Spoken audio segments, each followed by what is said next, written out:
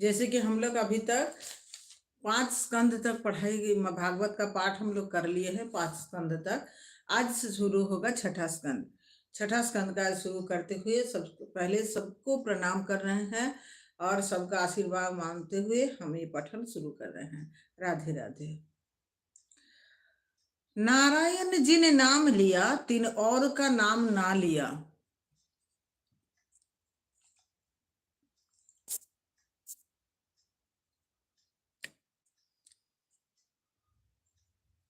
तिन और का नाम ना लिया।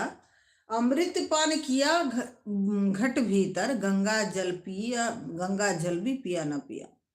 नरकों का वर्णन सुनकर राजा परीक्षित ने कहा, महाराज मुझे ऐसा मार्ग बताइए कि जिस पर चलने से मुझे इन नरकों में जाना ना पड़े।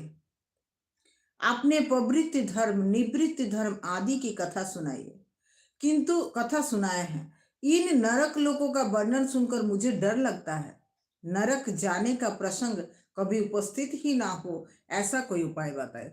हम लोग सब जानते हैं कि गरुड़ पुराण बोल के जो ग्रंथ है उसमें नरकों का वर्णन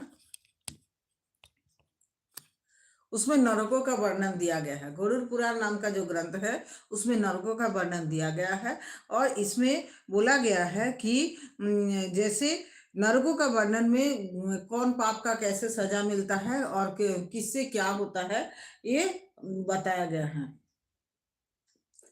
तो यही हम बताना चाहते हैं कि परीक्षित राजा बोल रहे हैं कि उनको डर लग रहा है। उनको डर लग रहा है कि वो परीक्षित राजा बोल रहे हैं कि उनको डर लग रहा है।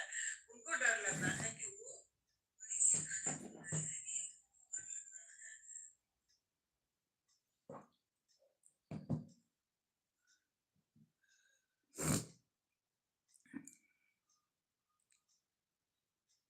नरक में जाने का प्रसंग कभी उपस्थित ही ना हो। परीक्षित बोल रहे हैं नरक में जाने का कभी प्रसंग उपस्थित ही ना हो, ऐसा कोई उपाय बताइए। सुखदेव जी वर्णन करते हैं, राजन शास्त्र में प्रत्येक पाप का प्रायश्चित बताया गया है।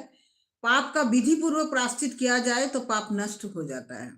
प्रायश्चित कर लेने के पश्चात फिर कभी पाप नहीं करना चाहिए, अन्यथा प्रायश्चित करने का कोई अर्थ ही नहीं रहेगा। दुख सहकर ईश्वर का भजन करने से पाप जल जाते हैं। तो पाप का अगर पाप हो भी गया है उसके लिए ज्यादा सोचना नहीं है, पाप का प्रायश्चित हो जाता है। और पाप का प्रायश्चित करके बोल रहे हैं दुख सहकर पाप का प्रायश्चित किया जा सकता है, तो उससे पाप नष्ट हो जाता है। पाप जो है वो जलता है। भजन जितना ज्यादा होगा, नाम जब जितना ज्यादा होगा उतना पाप जल जाते हैं। राजा ने पूछा, विधि पूर्वक प्रायश्चित करने के बाद भी पाप करने की इच्छा बनी रहती है, उसका क्या उपाय है।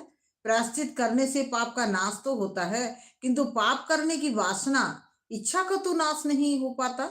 प्रायश्चित करने से भी पाप वासना नष्ट ना हो पाए तो क्या करे। कुछ ऐसा मार्ग बताइए जो पाप करने की वासना ही ना रहे। प्रायश्चित से पाप तो जल जाता है, किंतु पाप वासना नष्ट नहीं होता, तो उसके लिए क्या करें। मतलब राजा परीक्षित ने सुखदेव जी से प्रश्न पूछे कि आप बोल रहे हैं कि भजन करने से, नाम जप करने से, प्रायश्चित करने से पाप तो जल जाता है। पाप तो जल जाता है, सही बात है, लेकिन फिर भी मन में पाप करने का वासना या इच्छा रह जाता है, तो फिर उसका क्या करें। पाप करने का ऐसा कोई कर्म है जो करने से पाप करने का जो इच्छा हो, जो वासना हो, वो आए ही ना, वो हो ही ना, ऐसा क्या उपाय है। सुखदेव जी सावधान करते हैं, राजन मन का लेस मात्र भी विश्वास मत करो। मन बड़ा विश्वासघाती है, उसे अंकुश में रखो। मन को कहीं एक आध बार छुट्टी मिलेगी तो वो फिर से पाप करने को तैयार हो जाएगा।